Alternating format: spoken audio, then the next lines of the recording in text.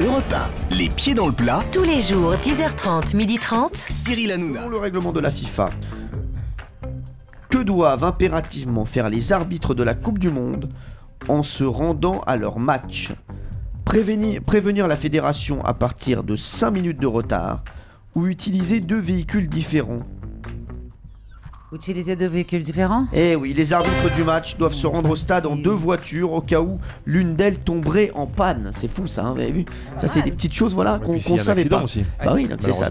Donc Christina, bonne réponse, vous ça va. Pour l'instant, c'est facile mais bon. Pour l'instant vous n'êtes pas en danseuse brésilienne. Bah merci. Et on le regrette. On le regrette. Là, on espère qu'il va bien répondre. Thomas Hervé, d'après Dario Moreno, si tu vas à Rio, n'oublie pas de monter là-haut dans le petit village, perdu seul dans les nuages ou caché sous les fleurs sauvages. Caché sous les fleurs sauvages. Vérification. Si tu vas à Rio,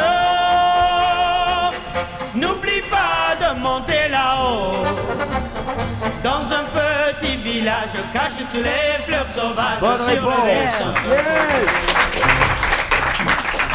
Tout va bien, je vous rappelle qu'on fera les comptes le 27 juin, hein, mais bon, voilà, il faut prendre des points tout de suite. Jean-Luc Lemoyne, on se souvient de Paul Le Poulpe, qui avait réussi à pronostiquer 8 bons résultats lors du Mondial 2010. Mais pour cette Coupe du Monde, sur quels animaux comptent sérieusement les parieurs chinois? Des pandas de vin ou des macaques voyants? Des pandas. Oui, des pandas de vin. Ils vont faire appel à des pandas qui auront à choisir entre des paniers de nourriture représentant respectivement la victoire, la défaite ou le nul lors de la phase de poule. Et puis ensuite, il y aura les drapeaux pour les matchs à élimination. Et nous aussi ce soir, sur D8, vous allez voir, vous allez faire la connaissance d'un animal qui va nous pronostiquer les matchs. Je peux pas vous en dire plus que même vous n'êtes pas au courant. Je vous le dis, vous verrez ça ce soir. Allez, voici la question pour Valérie Benaïm. D'après l'enquête d'un tour opérateur au Brésil, le jour des matchs de foot, le prix des chambres d'hôtel va augmenter de 230%. Vrai ou faux?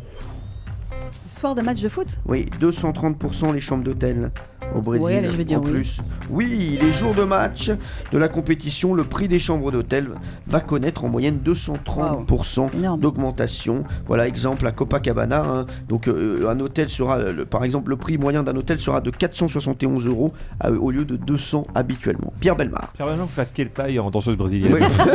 Moi, j'aime bien. Attention, je suis sûrement danseuse. Moi, voici votre question, Pierre. Lors de la Coupe du Monde au Brésil en 1950, pour quelle raison étrange l'Inde aurait déclaré forfait bien que qualifiée pour la phase finale?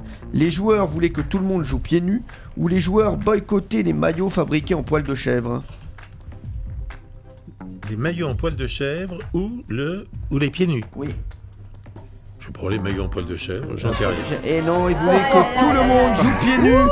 Et pour l'instant, c'est Pierre Bellemare qui est dernier à la fin de ce jeu, puisque tout le monde a marqué un point sauf Pierre. On fera les comptes le 27 juin, mais pour l'instant, c'est Pierrot en danseuse brésilienne.